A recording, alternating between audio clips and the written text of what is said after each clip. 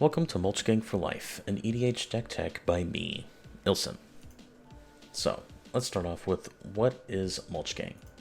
Well, Mulch Gang is a confirmed meme about dogs that love mulch, apparently, but this commander deck is a weird and cool one, like one you may have never seen before. So, let's get into it with, of course, talking about the color identity. I have never been a big fan of green. I'm a Mardu player at heart that is forced to play blue when playgroups I play with need counterspells showed up there Mulch? from time to time. However, I will concur that green has really cool and interesting effects that no other colors can offer. Except the ones on creatures, because I don't like green creatures because they're big and they're scary, and so there's no creatures in the 99 of this deck. Which in reality was just a fun deck building restriction that I made that wasn't really hard to build around. So, besides me being soil pilled and mulch posting, let's get into the commander deck by, of course, going over the next most important item for the commander deck, the 99. Of course, first off, I'd like to talk about mulch, because I love mulch, but actually, it's super cool, unique effect for green. It's like a self-mill, but also gets very important cards directly into your hand.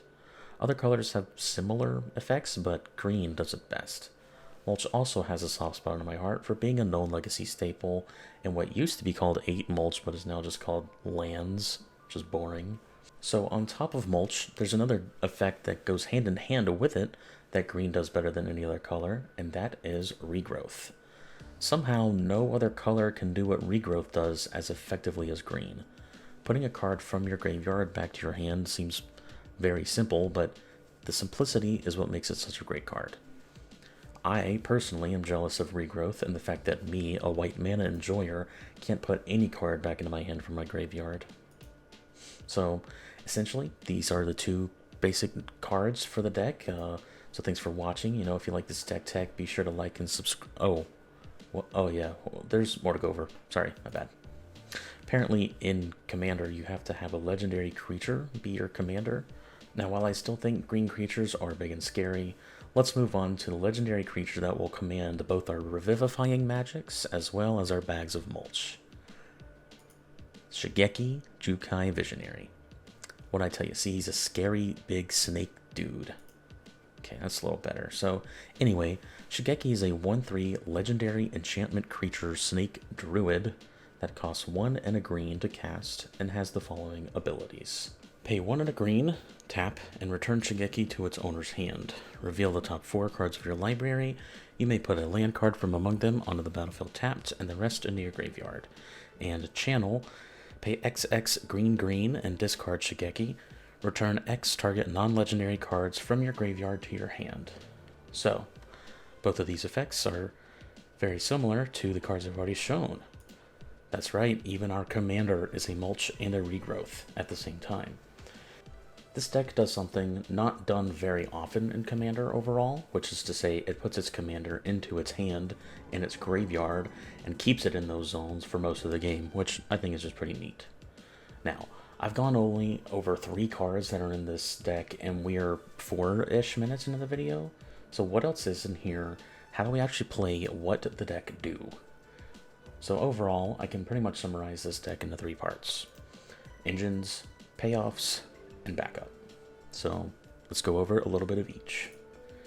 For the engines, you may be hard-pressed to find that Mulch and Regrowth have many brothers and sisters that act as our setup for filling our graveyard and getting things back out of it. So let's go over all the mulches that are in the deck. Most of them do pretty generic things, but I'll go over the more interesting ones. All the cards here essentially do the same thing of putting cards into our graveyard while also sometimes getting something back into our hand. Commune with the Gods and Crewfix's Insight always put a good amount of cards into your graveyard for their cost, as well as have the chance to put some of our very few enchantments into our hand. Grapple with the Past is an instant mill 3 that can also get Shigeki back to your hand if you need it to. And Mesmeric Orb may elicit some groans from the table, but it ends up milling a lot of cards for only a 2-mana investment when left on the field. Next are all of our regrowth-like effects that are in the deck. These cards all put cards back into our hand from the graveyard, and while some are more specific than others, they usually serve multiple purposes. Evolution Charm is an instant speed regrowth for specifically Shigeki that also has the potential upside of having other value. Primal Command's third and fourth modes can be used to regrowth specifically Shigeki in a really tight spot, which sounds kind of stupid, but it has been a use case that I have seen before. And while Virtue of Strength's enchantment side is really good for our pretty much only basic land mana base, Garenbrig Growth is a 1 mana regrowth, which is extremely good on rate. Finally is a little shout out to our friend Life from the Loam for being both a regrowth and mulch at the same time due to its dredge ability. Now of course we wouldn't be a proper green deck without some ramp. On screen are pretty typical land ramp spells you may or may not be familiar with, so I'll go over just a few of them that I think are special. I have always felt that Far Wanderings was a very underplayed card in the first place, but the fact that we fill up our graveyard means that this is usually just 3 mana, get 3 lands. And while Migration Path is 4 mana for 2 tapped basics, it having cycling helps if we maybe just want to ditch it and draw a card at instant speed. Spelunking is a great way to have any enters tapped ramp spells, have our lands instead enter untapped, while also replacing itself and gives us potentially free land drop when it enters. I've been toying with the idea of replacing Spelunking with Amulet of Vigor, since it untaps anything that may enter our field taps, such as if an opponent controls a Blind Obedience, and we'd rather have our artifacts enter untapped. Now, that's enough of the setup, let's get winning. First off, most of our main lines in this deck require an exorbitant amount of mana, so thankfully there's a 3-card combo that includes Shigeki that nets infinite green mana, and so here are the basic steps to that. First off, you have to have Shigeki in your hand, Regrowth and Early Harvest in your graveyard, and 12 basic forests. This is one of the reasons we land ramp so hard. So first off, we're going to use Shigeki's Channel ability, where X equals 2, getting back Regrowth and Early Harvest, paying 6 mana total.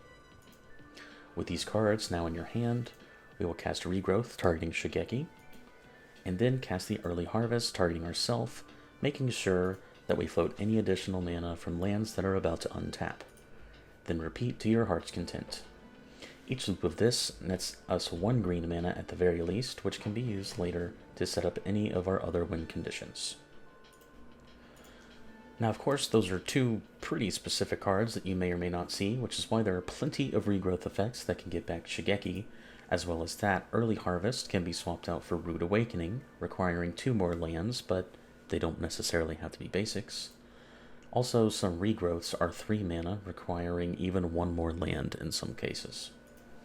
So while we're on this setup for infinite green mana, I'd like to take a little bit of time and talk about Oath of Druids. 2 mana for this many words has to do something weird.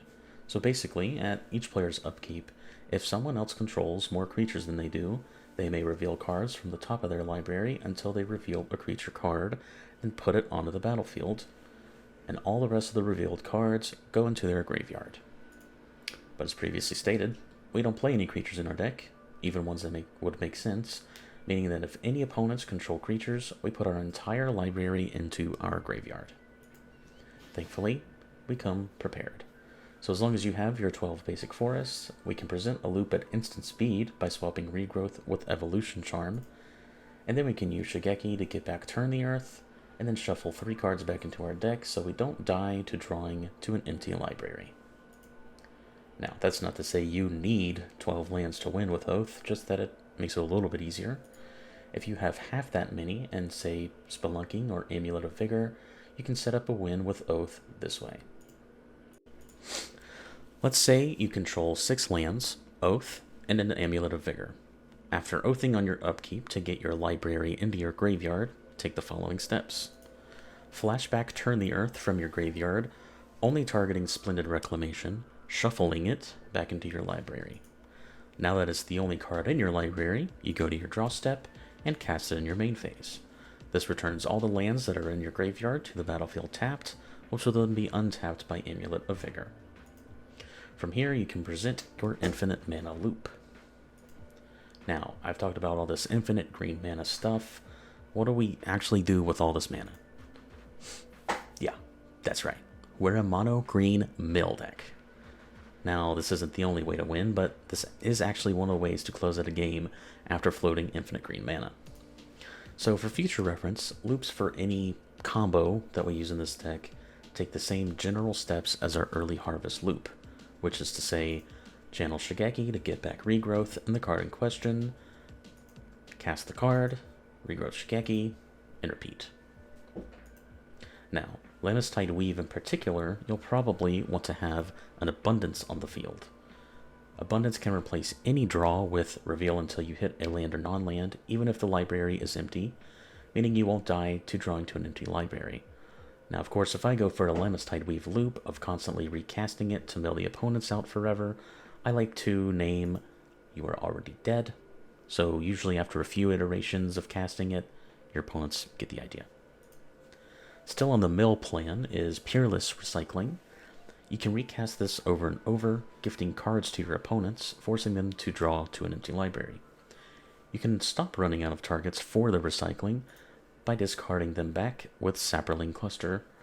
And on top of this particular line is best utilized under your City of Solitude, so that all the cards that we gift our opponents can't be used to spoil our flawless game plan. Alright, so that's enough of the mill stuff. Let's get on to Prison. Have you ever wanted to, in mono green, make it so that your opponents are virtually completely unable to play the game, while also getting beat down by nothing but a singular 1/3 legendary enchantment creature Snake Druid over the course of 63 turns? Was that a yes?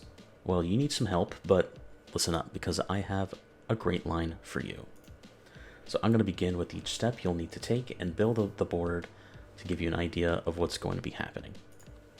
First off, we will obviously need our infinite green mana in our pool. Next, we want to have a walk-in closet on the field so that we can play lands from our graveyard. Then we want to present a loop of casting Summer Bloom, say 100 times. Next, we want to use our 300 extra land drops for the turn to play Strip Mine or Ghost Quarter, and use them over and over again to destroy everyone's lands. And yes, this includes your own. Alternatively, we can loop Primal Command to put everyone's lands onto the top of their libraries, which, to be honest, is objectively funnier. With all the lands off the field, we can then cast Oblivion Stone and use its second ability to destroy all non-land permanents. Finally, with a clear and open board of 0 permanents, cast the following cards: Shigeki, Trinisphere, Abundance, and Ward of Bones. Now, never play a land again? Congratulations, you have done it. No one can ever play a second land because of Ward of Bones. Every spell costs at least 3 mana to cast thanks to Trinisphere, and you won't die to an empty library thanks to Abundance. On top of all that, there are very few ways someone can actually interact with this board state, but that's not to say I haven't run into an opponent channeling Boseiju by tapping their one land paired with exiling Spirit Guide. Now, while this is very unlikely for this to happen, it does mean that ideally, while you're picking off lands with Strip Mine or Primal Command, you leave your opponents with their worst land for the rest of the game. For example, lands that don't inherently generate mana, ones that take damage to make mana, or, heaven forbid, the guy has a Temple of the False God in their deck. Now, obviously, this infinite mana 9 card or something combo isn't the main line for this deck, but I think it's funny to have in here as a general, hey guys, I want to do the thing this game. Now, I do feel like every card that's used in this particular lock is reasonable to play in the deck to begin with. So, let's say you're presented infinite green mana and you need to be somewhere in the next 2-3 hours. I guess you could gain a bunch of life with Weather the Storm or Pulse of Marasa, and then cast Squall Line for X equals everyone else's combined life total. But I mean, that's boring. Don't do that. So, just as a quick review, the deck's content so far consists of 10 Mulches, 10 Regrowths, 12-ish pieces of ramp, 38 lands, and 1 legendary enchantment creature Snake Druid, which only adds up to 71. so we need 100 cards in a commander deck, so most of the rest of the deck is dedicated to keeping ourselves alive or otherwise interacting with the board so that our opponents don't get out of hand. Because if you're playing in a normal pod, you may notice people try to disrupt your game plan by destroying your stuff, dealing with your graveyard, I don't know, attacking. So unfortunately though, green doesn't have the same access to pieces that really allow this turtle-dirtle strategy to perform quite as well as it might with some other colors. That doesn't mean it can't still perform well by slowing the rest of the table down in other ways. For example, All Is Dust and Oblivion Stone are colorless board wipes that, while costing a lot of mana, are usually available around the time that you'll need them. They will end up hitting your own thing sometimes, but usually that's not a big issue since we have plenty of ways to get them back. Fog, Lull, Constant Mists, and Arachnogenesis are all great ways to prevent combat damage from being dealt to you so that you don't die to the guys that are attacking with creatures. What a bunch of weirdos. The best part of these is obviously that they can be regrowth turn after turn to nullify all combat damage every round if need be. You can even put a Glacial Chasm in place of any of these, preferably Lull, if you want to be even more annoying. Many artifacts can also be used to slow down your opponent's game plans. I have found that Storage Matrix, Trinisphere, Ward of Bones, and Wintermoon are all ones that excel the most at their jobs. Storage Matrix makes it so that everyone can only untap lands, artifacts, or creatures during their untap steps. Since we don't run creatures or use mana rocks, we only ever need to untap lands in the first place. The 3-ball makes it so every spell costs at least 3 mana, severely slowing down most combo lines and Storm players. It doesn't affect us as much because we should have a near overabundance of mana to begin with. Considering we don't have any creatures in our deck, Ward of Bones pretty much stops all of our opponents from playing creatures at all. The artifacts and enchantress players might also have a little bit of a rough time playing around this. And of course, Wintermoon makes nearly every multicolor player at the table unable to untap more than a few lands per turn. Green also has a few, albeit weird and old, reserved list enchantments that change the flow of a game. City of Solitude makes it so that everyone basically has a Grand Abolisher on their turns. Now, while this is great for you, you want to make sure you don't give a free win to an opponent because of it. And Hall of Gemstone is a card no one ever reads correctly the first time. It affects all lands on the field, not just the player whose turn it is. This slows down and sometimes stops decks that are multiple colors from doing much at all in their turns, while also stopping interaction because, oops, your opponent's lands tap for the wrong mana. You can double dog dare blue players at the table to counterspell you by making your spells uncounterable with Veil of Summer, or recur and take a few extra turns with Seed Time. Now, while Pulse of Murasa and Turn the Earth are good for getting things back to your hand or library, they can both sneakily target things in opponents' graveyards.